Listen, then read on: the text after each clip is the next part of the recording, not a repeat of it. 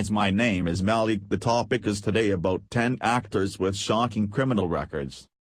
Though Hollywood isn't averse to danger and certainly courts its share of it, we often forget that actors are, after all, human beings just like us, just as fallible, and given the temptations associated with Hollywood, all the more likely to fall foul of the law.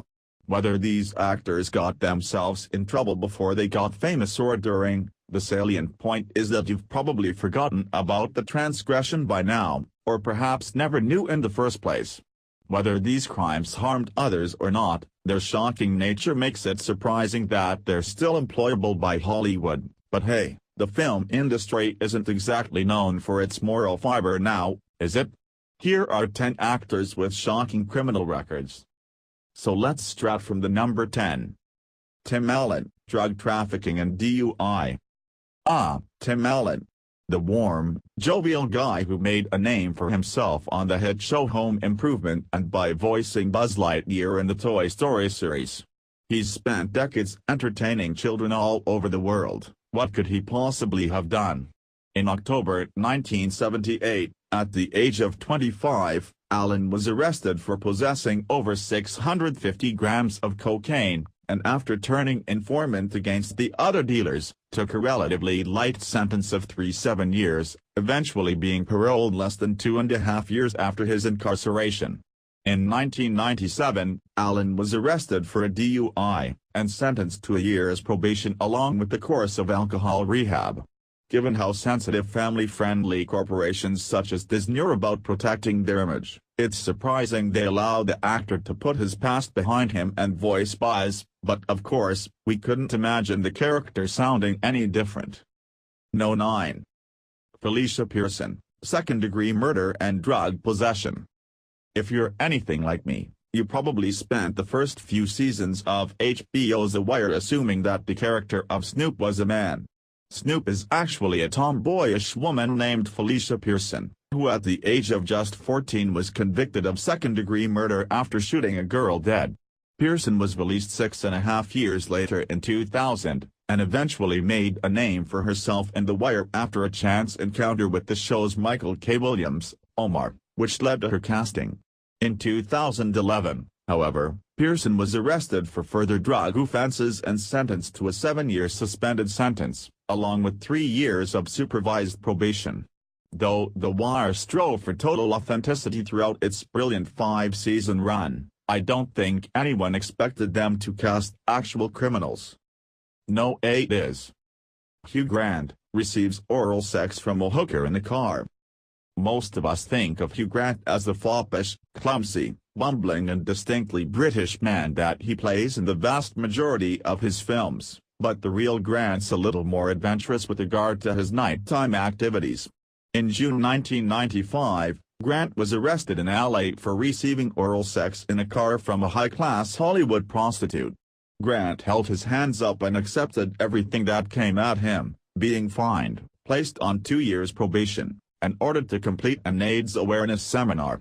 Though the arrest came on the cusp of Grant's breakthrough into Hollywood, it did little to affect his career, likely due to the victimless nature of the offense and the fact that Grant made few attempts to justify the behavior in the press, simply accepting that he did something not so clever.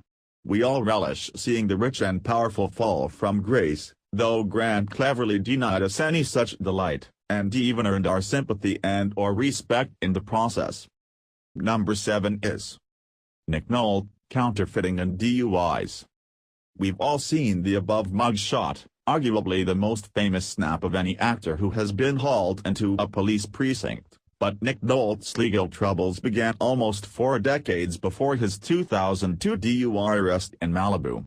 In 1965, at the tender age of 24, Nolte was arrested for selling counterfeit documents, being fined a hefty $75,000 and slapped with a sturdy 45-year suspended jail sentence, one which, of course, only ended just a few years ago. Nolte arguably paid a very personal price for this, as it prevented him from serving in the Vietnam War, something which made him feel much anxiety and self-doubt as a youngster. In more recent incidents, Nolte is known for his alcohol and drug abuse, and the aforementioned 2002 DUI arrest resulted in Holt receiving 3 years probation, and an order to go to drug and alcohol addiction meetings. Number 6 is Danny Trejo, drugs, murder, and robbery. Danny Trejo has made a career out of playing scary badasses, most prominently in Robert Rodriguez's Machete, and then very occasionally as opposite characters that attempt to subvert the stereotype, a very Harold and Kumar Christmas and ... an old El Paso advert. However, did you know that Trejo is the real deal? Trejo is a straight-up, legit, genuine thug, which led to him being sentenced to 11 years jail time for an assortment of drug, murder and robbery charges. Trejo was released in 1972 at the age of 28, having kicked his drug addiction, and over a decade later, he eventually found work on the Oscar-nominated movie Runway Train, training Eric Roberts for a boxing scene. His presence was so strong that he ended up winning a small role in the film, and the rest is history. To the actor's credit, he has, unlike many on this list, kept his nose clean since his incarceration, and the rather ambiguous nature of his crimes only adds to the mystique and the menace of the man. Number 5 is Charles S. Dutton, manslaughter and possession of a deadly weapon. Charles S. Dutton is known to most for his roles as Fortune in Rudy and Dylan in Alien 3. However, in 1968, at the mere age of 17, Dutton got into a fight which ended with him killing a man who he would later claim had attacked him. Nevertheless, Dutton was convicted of manslaughter and spent 7 years in prison, yet just a few months after his release, he was arrested for possession of a deadly weapon, and sentenced to another 3 years in jail. Things took a more savory turn from here, though. Dutton eventually took up reading, set up a prison drama group and got his GED. Dutton ended up getting a Tony nomination on Broadway, which helped him transition into a career as a reliable, recognizable character actor. Number 4 is Robert Downey Jr., drug possession. Though many of us do remember Robert Downey Jr.'s legal difficulties throughout the 1990s, it's worth dredging up again given how he has endeared himself to a whole new generation of people with his outstanding portrayal of Tony Stark in the Iron Man franchise. Downey was arrested countless times in the late 90s for cocaine, heroin, marijuana and weapon offenses, at which point he explained that his father had caused him to become first addicted to drugs at the age of 8. Downey eventually served a year's custodial sentence in the California Substance Abuse Treatment Facility and state prison, before seeming to get back on top with a highly praised role in TV show Ally McBeal. However, more drug-related arrests followed, and he was suddenly fired from the show, while his high-risk nature meant that Woody Allen later wouldn't be able to get him insured for Melinda and Melinda, and had to recast the part. Downey slowly but surely clawed his way back to the top, with the help of Mel Gibson, who helped pay his insurance on The Singing Detective, and when Iron Man hit it big, his resurrection as Hollywood star extraordinaire was complete.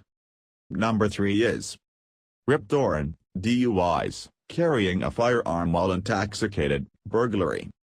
Known to younger audiences primarily as Agent Zed in the first 2 Men in Black films, Rip Torn has nevertheless been around the block a few times, infamously colliding with Dennis Hopper over the years and coming from that old school of badass young actors who basically never grew into becoming old men. Torn has been arrested several times for DUI offenses over the last decade, but his most egregious and infamous run-in with the law came in 2010, when Torn drunkenly broke into a closed bank branch, waving a gun. Torn was charged with a litany of crimes: carrying a firearm without a permit, carrying a firearm while intoxicated, first-degree burglary, second-degree criminal trespassing and third-degree criminal mischief. The almost 80-year-old Torn, at the time, was given a 2.5-year suspended sentence along with 3 years of probation. The subsequent period since has been relatively quiet, so perhaps Rip has finally got a handle on his demons. Number 2 is Robert Blake, found liable for wife's death. Veteran actor Robert Blake was arrested in 2002 for the murder of his wife, with the prosecution claiming that he had asked several stuntmen to kill her for him.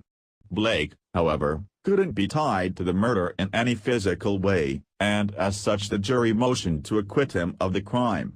However, his late wife's 3 children filed a civil suit against Blake, attesting that he was responsible for her death, and in 2005, Blake was found liable, being ordered to pay $30 million. Much like the O.J. Simpson trial, the case here seems to be as though the courts are saying you planned it or did it, but we just can't prove it, so we'll punish you as best we can. Blake's movie career unsurprisingly has never recovered, and despite him expressing a desire for one final great role before he dies, he hasn't acted in a film since David Lynch's Lost Highway in 1997. Now at the first number in our list is Mark Wahlberg, blinded a man in one eye. Mark Wahlberg had constant run-ins with the cops as a kid, and at age 16, his drug-fueled violence reached its apex, as he attacked 2 Vietnamese men with a wooden stick while shouting racial epithets, leaving one of them blind in one eye.